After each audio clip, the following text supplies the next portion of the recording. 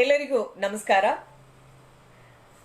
ಅಲ್ಲಮ ಸಾಂಸ್ಕೃತಿಕ ವೇದಿಕೆಯಿಂದ ಈ ದಿನ ಜಗತ್ತಿನ ಖ್ಯಾತ ಲೇಖಕಿ ತ್ರಿವೇಣಿ ಅವರ ಸಂಸ್ಮರಣೆಯನ್ನ ನಾವೆಲ್ಲ ಅತ್ಯಂತ ಸಂತೋಷದಿಂದ ಇಲ್ಲಿ ಮಾಡೋದಕ್ಕೆ ಸೇರಿದ್ದೀವಿ. ನನಗಿಂತ ಮೊದಲು ಮಾತನಾಡಿದ ಎಲ್ಲರೂ ಬಹಳ ಅತ್ಯುತ್ತಮವಾಗಿ ಮಾತನಾಡಿದ್ದಾರೆ, ಒಳ್ಳೊಳ್ಳೆಯ ಕವನಗಳನ್ನ ವಾಚನ ಮಾಡಿದ್ದಾರೆ. ಅವರಿಗೆ ಅಭಿನಂದನೆಗಳನ್ನು ಸಲ್ಲಿಸುತ್ತಾ ನನ್ನ ನಂತರದಲ್ಲಿ ಬಂದು ಮಾತನಾಡುವವರಿಗೆ, ನುಡಿ ನಮನವನ್ನ ನೀಡುವವರಿಗೆ, ಕಾವ್ಯ ವಾಚನ ಮಾಡುವವರಿಗೂ ಸಹ ನಾನು ಶುಭಾಶಯಗಳನ್ನು ತಿಳಿಸ್ತಾ ಇದ್ದೀನಿ. ಮೊಟ್ಟ ಮೊದಲಿಗೆ ನನಗೆ ಇದೊಂದು ವಿಶೇಷವಾದ ಅವಕಾಶವನ್ನ ಕೊಟ್ಟಿದ್ದಕ್ಕೆ ವಿಶಾಲ ಆರಾಧ್ಯ ಅವರಿಗೆ ವಿಶೇಷವಾದ ಧನ್ಯವಾದಗಳನ್ನು ತಿಳಿಸ್ತಾ ಇದ್ದೀನಿ. ಆತ್ಮೀಯರೇ, ನನ್ನ ಇಂದಿನ ಈ ದಿನದ ಕಾರ್ಯಕ್ರಮವನ್ನ ಒಂದು ಕವನದ ಮೂಲಕ ಆರಂಭ ಮಾಡಬೇಕು ಅಂತ ಅನ್ಕೊಂಡಿದ್ದೀನಿ. ಜನ್ಮನಾಮ ಭಾಗೀರಥಿ, ಶಾಲೆಯಲ್ಲಿ ಅನಸೂಯ, ಕನ್ನಡ ಸಾರಸ್ವತ ಲೋಕಕ್ಕೆ ಮೆಚ್ಚಿನ ಅಚ್ಚರಿಯ ತ್ರಿವೇಣಿ, ಕನ್ನಡದ ಕಣ್ವ BM ಶ್ರೀಗಳು, ಪ್ರೀತಿಯ ದೊಡ್ಡಪ್ಪ, ಪ್ರಿಯ ಸಹೋದರಿ ಆರ್ಯಾಂಬ ಪಟ್ಟಾಭಿ, ಆತ್ಮೀಯ ಚಿಕ್ಕಮ್ಮ ವಾಣಿಯವರೂ ಕಾದಂಬರಿಗಾರ್ತಿ, ಪ್ರೋತ್ಸಾಹ ಪ್ರೇಮದ ಸಾಕಾರ ಮೂರ್ತಿ ಪ್ರೊಫೆಸರ್ ಶಂಕರ್, ಉತ್ತಮ ಕತೆಗಾರ ಅಶ್ವತ್ಥ ಇವರ ಪತಿಯ ಭಾವ, ಕವಿ ರಾಮಚಂದ್ರ ಶರ್ಮರು ಇವರಿಗೆ ಬಂಧುಗಳೇ, ಸಂವೇದನಾಶೀಲ ವ್ಯಕ್ತಿತ್ವಕ್ಕೆ ಸಾಹಿತ್ಯದ ಎರಕ, ಮನಃಶಾಸ್ತ್ರದ ಪ್ರತಿಭಾವಂತ ವಿದ್ಯಾರ್ಥಿನಿ, ಆರೋಗ್ಯಪೂರ್ಣ ಓದುಗ ವರ್ಗವ ಸೃಷ್ಟಿಸಿದ ಲೇಖಕಿ, ಸ್ತ್ರೀ ಜಗತ್ತಿನ ಒಳಗೆ ಆ ಒಳತೋಟಿಯ ಅಪಸ್ವರದ ಮೂಲಕ ಗುರುತಿಸಿ ಹೂ ಹಣ್ಣುಗಳ ಮೂಲಕ ಸೋತು ಗೆದ್ದವಳ ಎದ್ದು ನಿಲ್ಲಿಸಿ, ಬೆಕ್ಕಿನ ಕಣ್ಣುಗಳ ಪ್ರಕಾಶತೆಯಲ್ಲಿ ದೂರದ ಬೆಟ್ಟವ ದಿಟ್ಟಿಸಿ, ಕೀಲುಗೊಂಬೆಯ ನೋವಿಗೆ ಸ್ಪಂದಿಸಿ, ಮೊದಲ ಹೆಜ್ಜೆಯಲ್ಲೇ ಯಶಸ್ಸು ಗಳಿಸಿ, ಅಪಜಯಗಳ ಹೃದಯ ಗೀತವನ್ನಾಗಿಸಿ, ಮುಚ್ಚಿದ ಬಾಗಿಲ ತೆರೆದು ಕಂಕಣವ ತಂದವರಾದರೂ ನಿರಾಸೆಯ ಛಾಯೆ ಬೆಳ್ಳಿ ಮೋಡದಲ್ಲಿ, ಮುಕ್ತಿ ಪಡೆವ ಹಾದಿಯಲ್ಲಿ ಬಾನು ಬೆಳಗಿತು ಅವಳ ಮನೆಯಲ್ಲಿ, ತಾವರೆಯ ಕೊಳದಲ್ಲಿ ವಸಂತ ಗಾನವ ಪಾಡಿ, ಕಾಶಿ ಯಾತ್ರೆಗೂ ಸೈ ಎನಿಸಿ, ಶರಪಂಜರದ ಕಾವೇರಿಗೆ ಮಿಡಿದ ಹೃದಯ, ಹಣ್ಣೆಲೆ ಚಿಗುರಿದಾಗ ಹೆಂಡತಿಯ ಹೆಸರು, ಎರಡು ಮನಸ್ಸು, ಸಮಸ್ಯೆಯ ಮಗು, 3 ಕಥಾ ಸಂಕಲನಗಳು, ಏದಿಸಿರು ಬಿಡುತ್ತಲೇ ಸ್ತ್ರೀಯ ಭಾವ ಜಗತ್ತನ್ನು, ಆತ್ಮವಿಶ್ವಾಸವನ್ನು ಎತ್ತರಿಸಿದ ವ್ಯಕ್ತಿತ್ವ. ಅವಳ ಮಗಳು ಅಪೂರ್ಣವಾಗಿ, ಪುಟ್ಟ ಹಸುಳೆ, ಮುದ್ದು ಮೀರಾ, 11 ದಿನದ ತೊಟ್ಟಿಲ ಕೂಸು, 35ನೆಯ ವಯಸ್ಸಿನಲ್ಲಿಯೇ ಮರಳಿ ಬಾರದ ಲೋಕಕ್ಕೆ ತೆರಳಿದ ಕನ್ನಡ ಕಾದಂಬರಿ ಲೋಕದ ಸಾಧ್ಯತೆಗಳನ್ನು ವಿಸ್ತರಿಸಿದ ಪುರುಷನ ಅಹಂ, ಸಣ್ಣತನ, ದೌರ್ಜನ್ಯ, ಕೌಟುಂಬಿಕ ವ್ಯವಸ್ಥೆಯ ಒಳಗಿನಲ್ಲಿಯೇ ಇರುವ ಮೋಸ, ವಂಚನೆ, ಭೀಭತ್ಸತನವ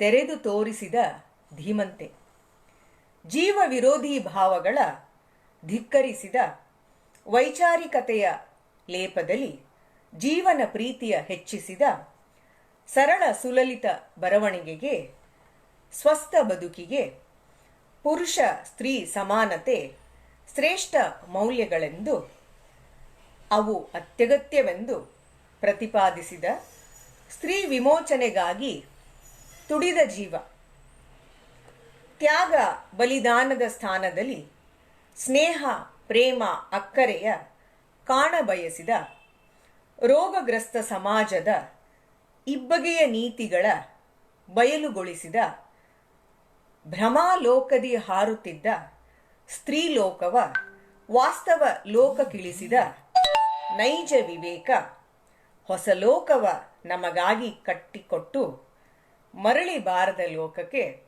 ಚಿಕ್ಕ ವಯಸ್ಸಿನಲ್ಲೇ ತೆರಳಿದರು.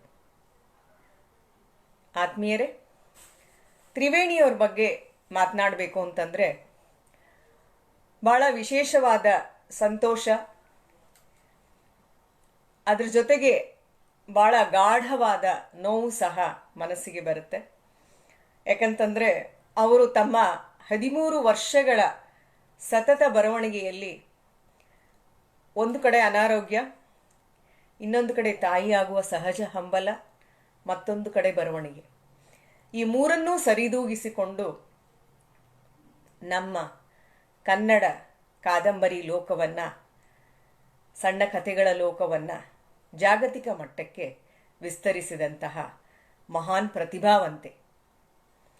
ಮಹಿಳಾ ಸಾಹಿತ್ಯ ಅಂದರೆ ಅದೇನೋ ಅಡುಗೆ ಮನೆ ಸಾಹಿತ್ಯ ಅಂತ ಹೇಳ್ತಿದ್ದಂತಹ ಕಾಲದಲ್ಲಿ ನಮ್ಮ ಸಮಾಜ ಯಾವ ರೀತಿ ಮಹಿಳೆಯರ ಮಾನಸಿಕ ಸಮಸ್ಯೆಗಳಿಗೆ ಕುರುಡಾಗಿದೆ, ಕೌಟುಂಬಿಕ ವ್ಯವಸ್ಥೆಯಲ್ಲಿ ಎಷ್ಟರ ಮಟ್ಟಿಗಿನ ಇಬ್ಬಗೆಯ ನೀತಿಗಳಿದೆ, ಅನ್ಯಾಯ ಅಸಮಾನತೆಗಳಿದೆ, ಪ್ರೀತಿಯ ಕೊರತೆ ಇದೆ, ಸಹಬಾಳ್ವತೆಯ ಕೊರತೆ ಇದೆ, ಪುರುಷನನ್ನು ಅತಿ ಶೀಘ್ರವಾಗಿ ಕ್ಷಮಿಸುವ ಗುಣ ಇದೆ, ಸ್ತ್ರೀಯನ್ನು ಅಡಿಯಾಳಾಗಿಯೇ ನೋಡುವ ಗುಣವಿದೆ. ಈ ನಮ್ಮ ಸಾಂಸ್ಕೃತಿಕ ಪರಂಪರೆಯ ಒಳಗೆ ಇರುವಂತಹ ಈ ಒಂದು ಮೌನ ಸಂಘರ್ಷವನ್ನು ಬಯಲಿಗೆಳೆದವರು ತ್ರಿವೇಣಿಯವರು. ನಾನು ಮತ್ತೆ ಮತ್ತೆ ನೆನಪು ಮಾಡ್ಕೊತಾ ಇರ್ತೀನಿ ಅನುಪಮ ಅವರು ಮತ್ತು ತ್ರಿವೇಣಿಯವ್ರನ್ನ. ಈ ಜಗತ್ತು ಸ್ತ್ರೀಯ ಜೊತೆಗೆ ಯಾವ ರೀತಿ ವರ್ತನೆಯನ್ನು ಮಾಡುತ್ತೆ, ಅವಳ ಭಾವನೆಗಳ ಜೊತೆಗೆ ಯಾವ ರೀತಿ ವರ್ತನೆಯನ್ನು ಮಾಡುತ್ತೆ, ಅದೇ ಪುರುಷನ ಭಾವನೆಗಳ ಜೊತೆಗೆ ಯಾವ ರೀತಿ ವರ್ತನೆಯನ್ನು ಮಾಡುತ್ತೆ. ತ್ರಿವೇಣಿಯವರು ಸ್ವತಂತ್ರ ಪೂರ್ವದಲ್ಲಿ ಬರೆದ್ರು ಅಂತಾದರೂ ಸಹ ನಾನು ಅವರನ್ನು ಈ ದಿನಕ್ಕೂ ಸಹ ಅತ್ಯಂತ ಸಾರ್ವಕಾಲಿಕವಾಗಿ ಅವರನ್ನು ಸಮಕಾಲೀನಗೊಳಿಸ್ತಾನೆ ನೋಡೋದಕ್ಕೆ ಇಷ್ಟಪಡ್ತೀನಿ. ಯಾಕಂತಂದರೆ ತ್ರಿವೇಣಿಯವರು ಸಾಂಪ್ರದಾಯಿಕ ಶೈಲಿಯಿಂದ ನಿಧಾನವಾಗಿ ಹೊರಬಂದವರು. ಮನಃಶಾಸ್ತ್ರದ ವಿದ್ಯಾರ್ಥಿನಿ ಆಗಿದ್ದರಿಂದ ಈ ಒಂದು ದಾಂಪತ್ಯದ ಒಂದು ಕಾಲ್ಪನಿಕ ಲೋಕವೇನಿದೆ ನಮ್ಮ ಭಾರತೀಯ ಸಂಸ್ಕೃತಿಯಲ್ಲಿ, ಕೌಟುಂಬಿಕ ಒಂದು ಸಮಾವೇಶದಲ್ಲಿ, ಆ ಕೌಟುಂಬಿಕ ವ್ಯವಸ್ಥೆಯಲ್ಲಿ, ದಾಂಪತ್ಯದಲ್ಲಿ ಯಾವ ರೀತಿಯಾಗಿ ಎಲ್ಲವೂ ಸರಿಯಾಗಿರುವುದಿಲ್ಲ ಅನ್ನೋದನ್ನು ಬಹಳ ಸ್ಪಷ್ಟವಾಗಿ ಜಗತ್ತಿಗೆ ತೋರ್ಪಡಿಸಿದರು. ಲೇಖಕಿಯಾಗಿ ಅವರು ನಮಗೆ ನೀಡಿದ ಈ ವಾಸ್ತವ ಜಗತ್ತಿನ ನೈಜ ವಿವೇಕ ಇಂದಿಗೆ ಅತ್ಯಂತ ಪ್ರಸ್ತುತವಾಗಿದೆ. ಹೌದು, ತಂತ್ರಜ್ಞಾನ ಬಹಳ ಮುಂದುವರೆದಿದೆ, ಹೆಣ್ಣು ಮಕ್ಕಳಿಗೆ ಅವಕಾಶಗಳು ಹೆಚ್ಚಿಗೆ ಇದೆ, ಹೆಚ್ಚಿನ ವಿದ್ಯಾಭ್ಯಾಸ ದೊರೀತಾ ಇದೆ, ಅವರಿಗೆ ಒಳ್ಳೊಳ್ಳೆಯ ಕೆಲಸಗಳು ಸಹ ಸಿಗ್ತಾ ಇದೆ. ಬೆರಳೆಣಿಕೆಯಷ್ಟು ಜನರಾದರೂ ಸಹ ದೊಡ್ಡ ದೊಡ್ಡ ಕೆಲಸಗಳಿಗೆ ಹೋಗ್ತಾ ಇದ್ದಾರೆ. ಆದರೆ ನಮ್ಮ ಭಾರತದ ಮಧ್ಯಮ ವರ್ಗ, ಕೆಳ ಮಧ್ಯಮ ವರ್ಗ, ಅಲಕ್ಷಿತ ಶಕ್ತಿಗಳು, ದಮನಿತ ಶಕ್ತಿಗಳು, ಬಡತನ, ದಾರಿದ್ರ್ಯ, ಅಜ್ಞಾನದಲ್ಲಿರುವಂತಹ ಬಹುಸಂಖ್ಯಾತ ಸ್ತ್ರೀಯರ ಕನಸುಗಳೇನು, ಅದನ್ನು ಯಾರು ಸಾಕಾರಗೊಳಿಸಬೇಕು, ಮೊಟ್ಟ ಮೊದಲನೇದಾಗಿ ಅದನ್ನು ಯಾರು ಅರ್ಥ ಮಾಡ್ಕೋಬೇಕು, ಇದೆಲ್ಲವನ್ನು ತ್ರಿವೇಣಿಯವರು ತಮ್ಮ ಬಹಳ ಸರಳವಾದ ಬರವಣಿಗೆಯ ಮೂಲಕ ಅಲಂಕಾರಕ್ಕೆ ಕಟ್ಟು ಬೀಳದೆ, ಯಶಸ್ಸಿಗೆ ಕಟ್ಟು ಬೀಳದೆ, ತಾವು ಜಗತ್ತು, ತಮ್ಮ ಸುತ್ತಮುತ್ತಲಿನ ಪರಿಸರ, ಅಷ್ಟು ಚಿಕ್ಕ ವಯಸ್ಸಿನಲ್ಲಿ ತಾವು ಏನು ಕಂಡುಂಡರು, ಕೇಳಿದರು, ತಿಳಿದುಕೊಂಡರು, ಗ್ರಹಿಸಿದರು, ಅದನ್ನು ಪುಸ್ತಕಗಳ ಮೂಲಕ, ಕಾದಂಬರಿಗಳ ಮೂಲಕ, ಕಥಾ ಸಂಕಲನಗಳ ಮೂಲಕ ನಮಗೆ ತಿಳಿಯಪಡಿಸಿದರು. ಇಂದಿನ ಸಮಕಾಲೀನ ಯುವತಿಯರು ವಿಶೇಷವಾಗಿ ತ್ರಿವೇಣಿಯವ್ರನ್ನ ಓದಲೇಬೇಕು ಅಂತ ಹೇಳೋದಕ್ಕೆ ಬಹಳಷ್ಟು ಕಾರಣಗಳಿದೆ. ಇಂದಿನ ಯುವತಿಯರು ಸಹ ಅವ್ರಿಗೆ ಧೈರ್ಯ ಇದೆ, ಆತ್ಮವಿಶ್ವಾಸ ಇದೆ. ತ್ರಿವೇಣಿಯರ ಕಾದಂಬರಿಗಳಲ್ಲಿ ನಾವು ಕಾಣ್ತಿರುವಂತಹ ಸ್ವಾತಂತ್ರ್ಯದ ಹಂಬಲ ಅದನ್ನೆಲ್ಲ ನೆರವೇರಿಸ್ಕೊಂಡಿದ್ದಾರೆ ನಿಜ. ಆದರೆ ಎಲ್ಲೋ ಒಂದು ಕಡೆ ನಮ್ಮ ಯುವ ಜನಾಂಗ ವಾಸ್ತವಿಕ ನೆಲೆಗಟ್ಟಿನಲ್ಲಿ ಕುಟುಂಬವನ್ನು, ತಂದೆ ತಾಯಿಗಳನ್ನು, ತಮ್ಮ ದಾಂಪತ್ಯ ಜೀವನವನ್ನು ಕಟ್ಟಿಕೊಳ್ಳೋದ್ರಲ್ಲಿ ಸ್ವಲ್ಪ ಮಟ್ಟಿಗೆ ಅಸಫಲರಾಗ್ತಾ ಇದ್ದಾರೆ ಅನ್ನೋದನ್ನು ನೋಡಿದಾಗ ಮನಸ್ಸಿಗೆ ಭಾಳ ದುಃಖ ಆಗುತ್ತೆ. ತಕ್ಷಣವೇ ನೆನಪು ಬರ್ತಾರೆ ತ್ರಿವೇಣಿಯವರು. ತ್ರಿವೇಣಿಯವರು ಈ ಕೌಟುಂಬಿಕ ವ್ಯವಸ್ಥೆ ಒಳಗಡೆ ಇರುವಂತಹ ಶೀತಲ ಸಮರ, ಎಲ್ಲ ಕುಟುಂಬದಲ್ಲಿ ಇಲ್ಲದೇ ಇರಬಹುದು, ಆದರೆ ಬಹುಸಂಖ್ಯಾತರು ಇರುವಂಥ ಕಡೆ, ಎಲ್ಲಿ ಸ್ತ್ರೀಗೆ ಸ್ವಾತಂತ್ರ್ಯವಿಲ್ಲ, ವಿದ್ಯಾರ್ಹತೆ ಇಲ್ಲ, ಆಕೆ ಎಲ್ಲಿ ಉತ್ಪಾದಕಳು ಅಲ್ಲ ಅಂತ ಆಕೆಯನ್ನು ಪರಿಗಣಿಸ್ತಾರೆ, ಅಂತಹ ಕಡೆಗಳಲ್ಲಿ ನಡೆಯುವಂತಹ ಒಂದು ಸಾಂಸ್ಕೃತಿಕ ಶೋಷಣೆ, ಮೂಢನಂಬಿಕೆಗಳಲ್ಲಿ ಅವಳನ್ನು ತುಳಿಯೋದು, ಪೂಜೆ ವ್ರತಗಳಲ್ಲಿ ಅವಳನ್ನು ಸದಾ ಅದರಲ್ಲೇ ಇರೋ ಥರ ನೋಡ್ಕೊಳ್ಳೋಂಥದ್ದು, ಕುಟುಂಬವನ್ನು ಕಟ್ಟಬೇಕು ಅನ್ನೋ ಒಂದೇ ನೆಪದಲ್ಲಿ ಅವಳ ಪ್ರತಿಭೆಯನ್ನು, ಅವಳ ಸ್ವಾತಂತ್ರ್ಯವನ್ನು, ಅವಳ ಹಕ್ಕನ್ನು ಹದ್ದು ಬಸ್ತಿನಲ್ಲಿಡೋದಕ್ಕೆ ಪ್ರಯತ್ನ ಮಾಡೋಂಥ ಸಮಾಜ ಅಷ್ಟೊಂದೇನು ಬದಲಾಗಿಲ್ಲ ಅಂತ ನಾನು ಇಲ್ಲಿ ಹೇಳೋದಕ್ಕೆ ಇಷ್ಟಪಡ್ತೇನೆ. ನಾನು ಬಹಳಷ್ಟು ಜನರು ನೋಡಿದ್ದೇನೆ ಹತ್ತಿರದಿಂದ. ನಾನು ಒಂದು ಮಧ್ಯಮ ವರ್ಗದ ಮಹಿಳೆಯಾಗಿ ಬಹಳಷ್ಟು ಜನರನ್ನು, ಗೃಹಿಣಿಯರನ್ನು ನೋಡಿದ್ದೇನೆ. ಸ್ನೇಹಿತರೆ, ನಾನು ನಿಜವಾಗ್ಲೂ ಹೇಳ್ತೀನಿ, ಈ ಸಾಹಿತ್ಯ, ಸಾಂಸ್ಕೃತಿಕ, ಸಂಗೀತ ಲೋಕದಲ್ಲಿ ಯಾರು ಹೆಸರು ಮಾಡಿದಾರೋ ಅವರೆಲ್ಲರಿಗಿಂತನೂ ನಮ್ಮ ಮನೆಯಲ್ಲಿ ಗೃಹಿಣಿಯರು ಇದ್ದಾರಲ್ಲ, ಅಡುಗೆ ಮಾಡೋರು, ಅವರು ಬಹಳಷ್ಟು ಶಕ್ತಿ, ಲವಲವಿಕೆ, ಜೀವನ ಪ್ರೀತಿ, ಪ್ರತಿಭೆ ಇದೆ. ಆದರೆ ಅದೆಲ್ಲ ಹೊರಬರೋದಕ್ಕೆ ಆಗ್ತಾ ಇಲ್ಲ. ಯಾಕಂತಂದರೆ ಅವ್ರಿಗೆ ಮನೆಯಲ್ಲಿ ಆ ರೀತಿಯಾದಂತಹ ಬೆಂಬಲವಿಲ್ಲ. ಇಲ್ಲಿ ನಾವು ತ್ರಿವೇಣಿಯವರನ್ನ ನೆನಪು ಮಾಡ್ಕೋಬೇಕು, ತ್ರಿವೇಣಿಯವರ ಬೆಳ್ಳಿ ಮೋಡದ ಇಂದಿರಾ ಅವ್ರನ್ನ ನೆನಪು ಮಾಡ್ಕೋಬೇಕು, ಮಾನಸಿಕ ಅಸ್ವಸ್ಥತೆಗೆ ಗುರಿಯಾಗುವ ಕಾವೇರಿ ಅಂಥವ್ರನ್ನ ನೆನಪು ಮಾಡ್ಕೋಬೇಕು. ಹೆಣ್ಣಿಗೆ ಬರೀ ಮುಖ, ಕಣ್ಣು, ಮೂಗು, ತಲೆ ಅಲ್ಲ, ಒಳಗಡೆ ಒಂದು ಮಿಡಿಯುವ ಹೃದಯ ಇದೆ, ಅಲ್ಲಿ ಭಾವನೆಗಳು ಇವೆ. ಆ ಭಾವನೆಗಳನ್ನು ನಾವು ಅರ್ಥ ಮಾಡ್ಕೋಬೇಕು. ತ್ರಿವೇಣಿಯವರು ಮಹಿಳೆಯರ ಭಾವನೆಗಳು ಸದಾ ಸುಕೋಮಲವಾಗಿರೋದಕ್ಕೆ ಸಾಧ್ಯ ಇಲ್ಲ. ಅವರಿಗೂ ಸಹ ಅನಾರೋಗ್ಯ ಬರುತ್ತೆ, ಮಾನಸಿಕ ಅನಾರೋಗ್ಯ ಬರುತ್ತೆ, ಹೆರಿಗೆ ಪ್ರಸವ ಸಮಯದಲ್ಲಿ ಕಷ್ಟಗಳನ್ನು ಅನುಭವಿಸ್ತಾರೆ. ಆ ಸಮಯದಲ್ಲಿ ಅವರಿಗೆ ಸರಿಯಾದ ಪೋಷಣೆ, ಅವರನ್ನು ಗಮನಿಸಲಿಲ್ಲ ಅಂತಂದರೆ ಸನ್ನಿ ಅನ್ನೋಂಥ ರೋಗ ಬರುತ್ತೆ ಅನ್ನೋದನ್ನು ಅವರು ಶರಪಂಜರದಲ್ಲಿ ಎಷ್ಟು ಚೆನ್ನಾಗಿ ತಂದರು. ಎಷ್ಟೋ ಜನ ಹಳ್ಳಿಗಳಲ್ಲಿ ಈಗಲೂ ಸಹ ಪ್ರಸವ ಸಮಯದಲ್ಲಿ ಏನಾದ್ರು ಆದರೆ ಮಹಿಳೆಗೆ, ಆಕೆಗೆ ದೆವ್ವ ಹಿಡಿತು, ಭೂತ ಹಿಡಿತು ಅಂತ ಹೇಳಿ ಆಕೆ ಜೀವನದ ಜೊತೆ ಯಾವ ರೀತಿ ಆಟ ಆಡ್ತಾರೆ ಅನ್ನೋದನ್ನು ನಾನು ಹೇಳೋ ಅಗತ್ಯವೇ ಇಲ್ಲ. ಆದರೆ ತ್ರಿವೇಣಿಯವರು ಆಗ್ಲೇ ಅದನ್ನು ಜನರಿಗೆ ತಿಳುವಳಿಕೆ ಮೂಡೋದಕ್ಕೆ ಬಹಳಷ್ಟು ದಾರಿಗಳನ್ನು ತೋರಿಸ್ಕೊಟ್ರು. ಮಹಿಳೆಗೂ ಸಹ ರಕ್ತ ಮಾಂಸಗಳ ತರಹ ಭಾವನೆಗಳಿವೆ, ಭಾವನೆಗಳನ್ನು ಅರ್ಥ ಮಾಡ್ಕೊಳ್ಳಿ, ಅವರಿಗೆ ಪ್ರೀತಿಯನ್ನು ಕೊಡಿ, ಧೈರ್ಯವನ್ನು ತುಂಬಿ, ಅವರ ಪ್ರತಿಭೆಯನ್ನು ಹೊರಗಡೆ ತನ್ನಿ, ಆತ್ಮವಿಶ್ವಾಸವನ್ನು ಹೆಚ್ಚಿಸಿ. ಈ ಎಲ್ಲ ಅಂಶಗಳು ಅವರ ಪ್ರತಿಯೊಂದು ಕಥೆಯಲ್ಲೂ ಸಹ ನಾವು ಒಂದೊಂದು ದುರಂತ ಕಥೆಯಲ್ಲೂ ನೋಡಿದಾಗ ಅದಕ್ಕೆ ಕಾರಣವಾಗಿರುವಂಥದ್ದು ಈ ಒಂದು ಅಂತರ್ಗತವಾಗಿರುವಂತಹ ನೋವು, ಮಹಿಳೆಯ ನೋವು. ಅದನ್ನು ಅರ್ಥ ಮಾಡಿಕೊಳ್ಳದೇ ಇರುವಂಥ ಒಂದು ಸಮಾಜ, ಒಂದು ಜಡ ಪುರುಷನ ಅಹಂ.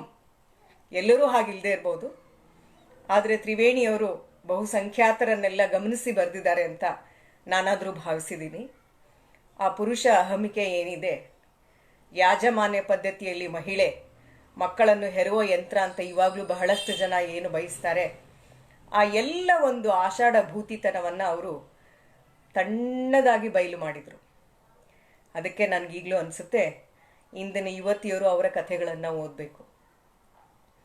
ಅವರ ಹಣ್ಣೆಲೆ ಚಿಗುರಿದಾಗ, ಬೆಳ್ಳಿ ಮೋಡ, ಶರಪಂಜರ, ಇವೆಲ್ಲ ಚಲನಚಿತ್ರಗಳಾದವು. ಅವರನ್ನು ತೆರೆ ಮೇಲೆ ತಂದ ಪುಟ್ಟಣ್ಣನವರಿಗೂ ಸಹ ನಾನು ಅಭಿನಂದನೆಗಳನ್ನು ಸಲ್ಲಿಸ್ತೀನಿ.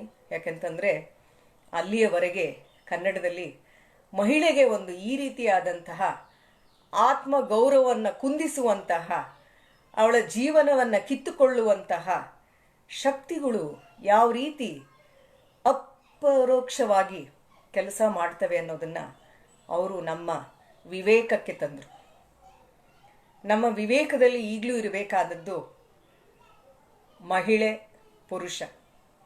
ಅವರು ಒಳ್ಳೆ ಪುರುಷರನ್ನು ಚಿತ್ರಿಸಿದ್ದಾರೆ. ಬರೀ ನಾವು ಬೆಳ್ಳಿ ಮೋಡದ ಮೋಹನನ್ನೇ ಆಗಲಿ, ಶರಪಂಜರದ ಸತೀಶ್ ಅವ್ರನ್ನೇ ಆಗಲಿ ನೆನಪು ಮಾಡ್ಕೊಳ್ಳೋಂಥ ಅಗತ್ಯ ಇಲ್ಲ. ಆದರೆ ಅವರ ಒಟ್ಟಾರೆ ಸಾಹಿತ್ಯದಲ್ಲಿ ನೋಡಿದಾಗ ಸ್ತ್ರೀ ಪುರುಷ ಇಬ್ಬರೂ ಸಮಾನರು. ಆ ಸಮಾನತೆಯಲ್ಲಿ ಸಮಾನ ಪ್ರೀತಿ, ಸಮಾನ ಗೌರವ, ಸಮಾನ ಆತ್ಮವಿಶ್ವಾಸ, ಸಮಾನ ಪ್ರತಿಭೆಗಳ ಸಂಗಮ. ಅದು ಆದಾಗಲೇ ಅದು ನಿಜವಾದ ಸಫಲ ದಾಂಪತ್ಯ. ಎಷ್ಟೊಂದು ವಿಷಮ ದಾಂಪತ್ಯಗಳನ್ನು ಅವರು ಬಯಲಿಗೆಳೆದಿದ್ದಾರೆ. ಅವ್ರನ್ನೆಲ್ಲ ನಾವು ಸುತ್ತಮುತ್ತಲು ನೋಡ್ತಾ ಇರ್ತೀವಿ. ಆದರೆ ನಾವೇನು ಮಾಡ್ತೀವಿ, ಏನೋ ಹೊಂದಾಣಿಕೆ ಬರಲಿಲ್ವಂತೆ ಅವ್ರಿಗೆ. ಯಾಕೆ ಬರಲಿಲ್ಲ? ಅದಕ್ಕೆ ಮೂಲಭೂತವಾದ ಕಾರಣಗಳಿರುತ್ತವೆ. ಅರ್ಥ ಮಾಡಿಕೊಳ್ಳುವಂತಹ ಅರ್ಥವಂತಿಕೆಯ ಸಮನ್ವಯತೆ ಕೊರತೆ ಇರುತ್ತೆ. ನನ್ನ ಹೆಂಡತಿ ನನಗಿಂತಲೂ ಹೆಚ್ಚು ಅಂತ ಒಪ್ಪಿಕೊಳ್ಳದೇ ಇರುವಂತಹ ಸಂಕುಚಿತ ಮನಸ್ಸಿನ ಒಂದು ಹೊಯ್ದಾಟ ಇರುತ್ತೆ. ಈ ಎಲ್ಲ ಸಣ್ಣತನಗಳನ್ನು ಅವಳ ವ್ಯಕ್ತಿತ್ವದ ಮೇಲೆ ಹೇರಿ ಅವಳನ್ನು ಹೊರಜಗತ್ತಿಗೆ ಬರದೇ ಇರೋಂಥ ರೀತಿ ನಾವು ಹೇಗೆ ಮಾಡ್ತೀವಿ ಅನ್ನೋದನ್ನು ತ್ರಿವೇಣಿ ಸ್ವತಂತ್ರ ಪೂರ್ವದಲ್ಲಿಯೇ ಚಿಕ್ಕ ವಯಸ್ಸಿನಲ್ಲೇ ಬರೆದು ನಮ್ಮನ್ನೆಲ್ಲ ನೆಲದ ಮೇಲೆ ವಾಸ್ತವ ಜಗತ್ತು ಈ ರೀತಿ ಇದೆ ನೋಡಿ ಅಂತ ತೋರಿಸ್ಕೊಟ್ರು. ತ್ರಿವೇಣಿಯವರನ್ನು ಮತ್ತೆ ಮತ್ತೆ ಓದೋದು, ಅವರ ಬಗ್ಗೆ ನೆನಪು ಮಾಡಿಕೊಳ್ಳೋದು ಅಂತಂದರೆ ಸ್ತ್ರೀ ವಿಮೋಚನೆಯನ್ನು ಗೌರವಿಸೋದು. ಗಾಂಧೀಜಿಯವರು ಹೇಳ್ತಾರೆ, ಮಹಿಳೆಯರನ್ನು ನಿರ್ಲಕ್ಷ್ಯ ಮಾಡಿದರೆ ದೇಶದ ಅರ್ಧ ಭಾಗವೇ ನಿರ್ಲಕ್ಷ್ಯವಾಗಿ ಹೋಗುತ್ತೆ, ದೇಶಕ್ಕೆ ಅರ್ಧಾಂಗವಾಯು ಹೊಡೆಯುತ್ತೆ ಅಂತ ಗಾಂಧೀಜಿಯವರು ಹೇಳಿದರು.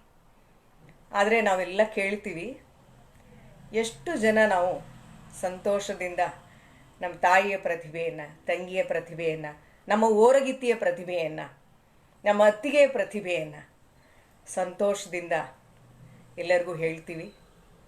ನಾವು ಯೋಚನೆ ಮಾಡಬೇಕು. ಕೊನೆ ಪಕ್ಷ ತ್ರಿವೇಣಿಯವ್ರನ್ನ ನೆನಪು ಮಾಡಿಕೊಳ್ಳೋ ನೆವದಲ್ಲಾದರೂ ನಮ್ಮ ಪುಟ್ಟ ಜಗತ್ತಿನಲ್ಲಿ ನಮ್ಮ ತಾಯಿ, ನಮ್ಮ ಅಕ್ಕನೋ ತಂಗಿನೋ, ನಮ್ಮ ಮನೆ ಕೆಲಸದವರು, ಅವರು ಎಷ್ಟು ಶಕ್ತಿಶಾಲಿಗಳಾಗಿರ್ತಾರೆ, ಅವರ ಜೀವನ ಪ್ರೀತಿ ಎಷ್ಟು ವಿಶೇಷವಾಗಿರುತ್ತೆ, ಅದನ್ನೆಲ್ಲ ನೋಡಿ ಮೆಚ್ಚಿಕೊಳ್ಳುವಂತಹ, ಪ್ರೀತಿಸುವಂತಹ, ಸಾಧ್ಯವಾದರೆ ಅಭಿವ್ಯಕ್ತಿಪಡಿಸುವಂತಹ, ಆ ಮೂಲಕ ಮತ್ತೊಬ್ಬ ಮಹಿಳೆಗೆ, ಮತ್ತೊಂದು ಸ್ತ್ರೀ ಹೃದಯಕ್ಕೆ ಸಂತೋಷವನ್ನು, ನೆಮ್ಮದಿಯನ್ನು, ಸಾರ್ಥಕತೆಯನ್ನು ಕೊಡೋದಕ್ಕೆ ಸಾಧ್ಯ ಆದರೆ ಈ ದಿನ ನಾವೇನು ತ್ರಿವೇಣಿ ಸಂಸ್ಮರಣೆಯನ್ನು ಮಾಡ್ತಾ ಇದ್ದೀವಿ ಅದು ಅತ್ಯಂತ ಸಾರ್ಥಕಪೂರ್ಣವಾಗಿರುತ್ತೆ. ನಾವು ಒಬ್ಬ ಲೇಖಕಿಗೆ ಕೊಡುವ ಅತ್ಯಂತ ದೊಡ್ಡ ಗೌರವ ಅಂದರೆ ಅವರ ಕೃತಿಗಳನ್ನು ಓದೋದು ಮೊದಲನೇದು. ಎರಡನೆಯದು ಸ್ವಲ್ಪ ಮಟ್ಟಿಗಾದರೂ ಅವರು ನೀಡಿದ ಮೌಲ್ಯಗಳು, ಮಾನವೀಯ ಮೌಲ್ಯಗಳು, ಚಿಂತನೆಗಳು, ಅದನ್ನು ನಮ್ಮ ಜೀವನದಲ್ಲಿ ಸಾಧ್ಯವಾದಷ್ಟು ಮಟ್ಟಿಗೆ ಅಳವಡಿಸ್ಕೊಳ್ಳೋದಕ್ಕೆ ಪ್ರಯತ್ನವನ್ನು ಪಡೋಂಥದ್ದು. ಯಾಕಂದರೆ ಆತ್ಮೀಯರೇ, ಸಾಹಿತ್ಯ ಅನ್ನೋಂಥದ್ದು ಅದೊಂದು ಸಾಂಸ್ಕೃತಿಕ ಉತ್ಪಾದನೆ. ಅದು ಸಿದ್ಧಪಡಿಸಿದ ಸಿದ್ಧ ಮಾದರಿ ಒಳಗಡೆ ಅಲ್ಲ. ಅದು ನಾನು ನೋಡೋ ಜಗತ್ತು ಬೇರೆ ಇರುತ್ತೆ, ನನ್ನ ತಂಗಿ ನೋಡೋ ಜಗತ್ತು ಬೇರೆ ಇರುತ್ತೆ, ನನ್ನ ತಾಯಿಯ ಜಗತ್ತು ಬೇರೆ ಇರುತ್ತೆ. ಆದರೆ ಅದರೆಲ್ಲರ ಒಳಗೆ ಸಹ ನಾವು ವಿಭಿನ್ನರು ಅನ್ನೋದೇ ನಮ್ಮ ವಿಶೇಷತೆ. ಪ್ರತಿಯೊಬ್ಬ ಮಹಿಳೆಯು ವಿಭಿನ್ನ ಅನ್ನೋದೇ ನಮ್ಮ ವಿಶೇಷತೆ. ತ್ರಿವೇಣಿಯರ ಕಾದಂಬರಿಗಳಲ್ಲಿ ಬರುವಂತಹ 3 ತಲೆಮಾರಿನ ಪಾತ್ರಗಳನ್ನು ನೋಡಿದಾಗ ಅಜ್ಜಿಯಂದಿರು, ಅತ್ತೆಯಂದಿರು, ಅತ್ತಿಗೆಯರು, ನಾದಿನಿಯರು, ತಂಗಿಯರು, ಇವ್ರನ್ನೆಲ್ಲ ನೋಡಿದಾಗ ಹಿರಿಯ ತಲೆಮಾರಿನಲ್ಲಿ ಇರುವಂತಹ ಒಂದು ಸಾಂಪ್ರದಾಯಿಕತೆ, ಮಧ್ಯ ವಯಸ್ಸಿಗೆ ಸ್ವಲ್ಪ ಬಂದಾಗ ಬಿಡುಗಡೆಯನ್ನು ಬಯಸುವ ಆದರೆ ಸಿಗಲಾರದೆ ತೊಳಲಾಡುವಂತಹ ಒಂದು ಪರಿಸ್ಥಿತಿ, ತದನಂತರದಲ್ಲಿ ಬಂದಂಥ 3ನೇ ತಲೆಮಾರಿನವರ ಪಾತ್ರಗಳಲ್ಲಿ ವಿದ್ಯಾಭ್ಯಾಸಕ್ಕಾಗಿ ಆಸೆ ಪಡುವ, ನಗರ ಪ್ರಜ್ಞೆಯನ್ನು ಹೊಂದಿರುವಂತಹ, ಉತ್ತಮ ನಾಗರಿಕ ಜೀವನವನ್ನು ಇಷ್ಟಪಡ್ತಿರುವಂತಹ ಒಂದು ವರ್ಗವನ್ನು ತ್ರಿವೇಣಿ ಚಿತ್ರಣ ಮಾಡ್ತಾರೆ. ಬಹುಶಃ ಅವರು 35ನೇ ವಯಸ್ಸಿಗೆ ನಮ್ಮನ್ನೆಲ್ಲ ಬಿಟ್ಟು ಹೋಗದೇ ಇದ್ದಿದ್ರೆ, ದೇವರು ಅವರಿಗೆ ಒಳ್ಳೆಯ ಆರೋಗ್ಯವನ್ನು ಕೊಟ್ಟಿದ್ದರೆ ಈಗ ಅವರಿಗೆ ಕೇವಲ ಬರೀ 62 ವರ್ಷ ಏನೋ ಆಗ್ತಿತ್ತು ಅನಿಸುತ್ತೆ. ಇಂದಿನ ಈ ಸಮಾಜದಲ್ಲಿ, ಈ ತಂತ್ರಜ್ಞಾನದ ಜಗತ್ತಿನಲ್ಲಿ, ಈ ಒಂದು ಕಾಲ್ಪನಿಕ ಜಗತ್ತಿನಲ್ಲಿ ನಾವೇನು ಕೆಲಸ ಮಾಡ್ತಾ ಇದ್ದೀವಿ, ತಂತ್ರಜ್ಞಾನದ ಜಾಲದೊಳಗಡೆ ಯಾವ ರೀತಿಯಾದಂಥ ಬರವಣಿಗೆಯನ್ನು ಅವರು ಮಾಡ್ತಿದ್ರು, ಯಾವ ರೀತಿಯಾಗಿ ನಮಗೆ ಅವರು ಮಾರ್ಗದರ್ಶನವನ್ನು ಮಾಡ್ತಿದ್ರು, ಇದನ್ನೆಲ್ಲ ನಾನು ಭಾಳ ಯೋಚನೆ ಮಾಡ್ತಾ ಇರ್ತೀನಿ. ಈಗ ಅವರು ಇಲ್ಲದೇ ಇದ್ದರೂ ಸಹ ಆಗಿನ ಅವರ ಪುಸ್ತಕಗಳಲ್ಲಿಯೇ ಅವರು ಸ್ತ್ರೀ ವ್ಯಕ್ತಿತ್ವ, ಅನನ್ಯವಾದ ವ್ಯಕ್ತಿತ್ವ ಅನ್ನೋದನ್ನು ತೋರಿಸ್ಕೊಟ್ಟಿದ್ದಾರೆ. ನಾವು ಎಂದೂ ಸಹ ನಮ್ಮ ವ್ಯಕ್ತಿತ್ವಕ್ಕೆ ಮೋಸವನ್ನು ಮಾಡಿಕೊಳ್ಳದೆ, ನಮ್ಮ ಆತ್ಮಾಭಿಮಾನಕ್ಕೆ ಕುಂದು ಬರದ ಹಾಗೆ ನಡೆದುಕೊಳ್ಳುವಂಥದ್ದು, ನಮ್ಮ ಕೆಲಸದಲ್ಲಿ, ನಮ್ಮ ಮನೆಯ ಕೆಲಸ ಕಾರ್ಯಗಳಲ್ಲಿ, ಉದ್ಯೋಗದಲ್ಲಿ, ನಾವು ಟೀಚರ್ ವಿದ್ಯಾರ್ಥಿಗಳಾಗಿ, ತ್ರಿವೇಣಿಯವರು ಸಹ 1 ವರ್ಷ ಶಿಕ್ಷಕಿಯಾಗಿ ಕೆಲಸ ಮಾಡಿದರು ಅಂತ ಕೇಳಿ ಭಾಳ ಸಂತೋಷ ಆಯಿತು. ಯಾಕೆಂದರೆ ನಾನು ಒಬ್ಬ ಶಿಕ್ಷಕಿ, ಭಾಳಷ್ಟು ಜನ ಈ ತಂಡದಲ್ಲಿ ಶಿಕ್ಷಕರು ಎಲ್ಲರಿದ್ದಾರೆ.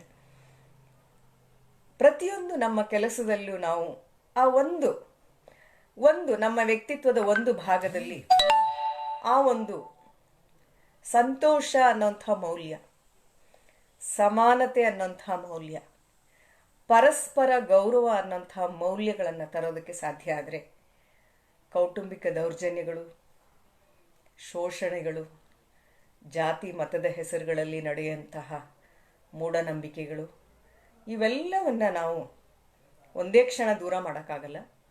ಆದರೆ ನಿಧಾನವಾಗಿ, ಕ್ರಮೇಣವಾಗಿ ವಿದ್ಯಾರ್ಹತೆಯನ್ನು ಗಳಿಸಿಕೊಳ್ಳುವುದರ ಮೂಲಕ, ಸಮಾಜದ ಉತ್ಪಾದಕ ಶಕ್ತಿಗಳಾಗೋದರ ಮೂಲಕ ಈ ಬದಲಾವಣೆಯನ್ನು ತರಬಹುದು ಅಂತ ತ್ರಿವೇಣಿಯವರು ಹೇಳಿದ್ದಾರೆ. ಅವರ ಕಥೆಗಳಲ್ಲಿ ಬರುವಂತಹ ಆ ನೋವು, ವಿಷಾದ ನಮ್ಮ ಹೃದಯವನ್ನು ಹಿಂಡುತ್ತೆ, ಕಣ್ಣಲ್ಲಿ ನೀರು ಬರುತ್ತೆ ಅವರ ಕೆಲವೊಂದು ಕಥೆಗಳನ್ನ ಓದ್ತಿದ್ರೆ. ಅಷ್ಟೊಂದು ಮಿಡಿಯುವಂಥ ಹೃದಯ ಅವರಿಗಿತ್ತು. ಆ ರೀತಿಯ ಪಾತ್ರಗಳ ಪುನರಾವರ್ತನೆ ಆಗೋದು, ನೋವುಂಡ ಪಾತ್ರಗಳ ಪುನರಾವರ್ತನೆ ಆಗೋದು ಬೇಡ ಅಂತಂದರೆ ನಾವೆಲ್ಲ ಅಕ್ಷರಗಳನ್ನು ಕಲ್ತಿದ್ದೀವಿ, ಆದರೆ ನ್ಯಾಯವಾದ ರೀತಿಯಲ್ಲಿ ತಿಳುವಳಿಕೆ ಇರೋರಾಗಿ ವಿವೇಕಯುತವಾದ ಬಾಳನ್ನು ಬಾಳಬೇಕು ಅಂತ ತ್ರಿವೇಣಿಯವರು ಬಹಳಷ್ಟು ಆಸೆಗಳನ್ನು ಪಟ್ಟಿದ್ರು. ಅವರಿಗೆ ಮನೆಯಲ್ಲಿ ಸಾಹಿತ್ಯಿಕ ವಾತಾವರಣ ಇದ್ದದ್ದು ಒಂದು ಒಳ್ಳೆಯ ಅಂಶ ಅಂತ ಅಂದ್ಕೊಂಡ್ರೂ ಸಹ ತಮ್ಮದೇ ಆದ ಒಂದು ಸ್ವಪ್ರತಿಭೆಯಿಂದ ಮೇಲೆ ಬಂದಂಥವರು. ಅವರ ಪತಿ ಶಂಕರ್ ಅವರಿಗೆ ಸಂಪೂರ್ಣವಾದ ಸಹಕಾರವನ್ನು ಕೊಟ್ಟರು. ಬಹಳ ಸಂತೋಷ ಅನಿಸುತ್ತೆ. ಅವರ ಮಗಳು ಮೀರಾ ಅವರು ಈ ದಿನದ ಕಾರ್ಯಕ್ರಮದ ಅಧ್ಯಕ್ಷತೆಯನ್ನು ವಹಿಸಿದ್ದಾರೆ ಅಂತ ಕೇಳಿ ಬಹಳ ಸಂತೋಷ ಆಯಿತು. ಈ ಒಂದು ನೆವದಲ್ಲಿ ನಾನು ಒಂದು ಸಂತೋಷದ ವಿಷಯವನ್ನು ತಮ್ಮೊಂದಿಗೆ ಹಂಚಿಕೊಳ್ಳೋದಾದರೆ, ಲೇಖಕಿಯರ ಸಂಘದಿಂದ ಕೊಡಮಾಡುವ ತ್ರಿವೇಣಿ ದತ್ತಿನಿಧಿ ಬಹುಮಾನವನ್ನು 4 ವರ್ಷದ ಹಿಂದೆ ನನ್ನ ಚಿರಂಜೀವಿ ಪುಸ್ತಕಕ್ಕೆ ಪಡೆದಿದ್ದೆ ನಾನು. ಬಹಳ ಸಂತೋಷವಾಗಿತ್ತು ನನಗೆ. ತ್ರಿವೇಣಿಯವರ ಪ್ರತಿಭೆ ಮುಂದೆ ನಾವೆಲ್ಲ ಏನೂ ಇಲ್ಲ. ಆದರೆ ಅವರ ಹೆಸರು ಚಿರಸ್ಥಾಯಿಯಾಗಿ ನನ್ನ ಮನಸ್ಸಿನಲ್ಲಿಯೇ ಇರೋದಕ್ಕೆ ಇದು ಒಂದು ಕಾರಣ. ಈ ಕಾರ್ಯಕ್ರಮ ಮಂಡ್ಯದಲ್ಲಿ ನಡೆದಿತ್ತು. ಆ ಕಾರ್ಯಕ್ರಮದಲ್ಲಿ ಅವರ ಮಗಳು ಮೀರಾ ಶಂಕರ್ ಅವರು ಬಂದಿದ್ದರು. ಈ ದಿನವೂ ಸಹ ನಾನು ಆ ಗುಂಪು ಛಾಯಾಚಿತ್ರವನ್ನು ನೋಡುವಾಗ ತ್ರಿವೇಣಿಯವರು ನನಗೆ ಆಶೀರ್ವಾದವನ್ನು ಮಾಡ್ತಿದ್ದಾರೆ. ವಿಶಾಲ ಆರಾಧ್ಯ ಅವರಿಗೆ ದೊಡ್ಡ ಆಶೀರ್ವಾದವನ್ನು ಮಾಡ್ತಾ ಇದ್ದಾರೆ. ಈ ಕಾರ್ಯಕ್ರಮದಲ್ಲಿ ಎಲ್ಲ ಭಾಗವಹಿಸುವವರಿಗೆ ಅವರು ದೂರದಿಂದಲೇ ಹಶೀರವಾಣಿಯಾಗಿ ಪ್ರೀತಿ ವಾತ್ಸಲ್ಯಗಳನ್ನು ನೀಡ್ತಿದ್ದಾರೆ, ಆಶೀರ್ವಾದವನ್ನು ಮಾಡ್ತಿದ್ದಾರೆ.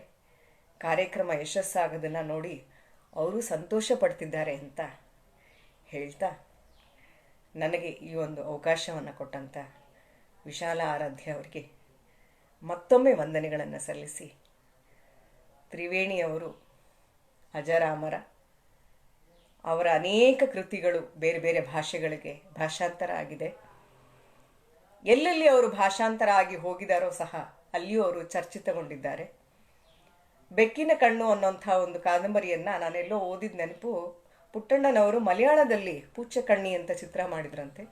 ಅದರಲ್ಲಿ ಪ್ರೇಮ್ ನಜೀರ್ ಅಂತ ದೊಡ್ಡ ದೊಡ್ಡ ನಟರೆಲ್ಲರೂ ಸಹ ಅಭಿನಯಿಸಿದ್ರು ಅನ್ನೋದನ್ನು ಕೇಳಿದ್ದೆ ನಾನು.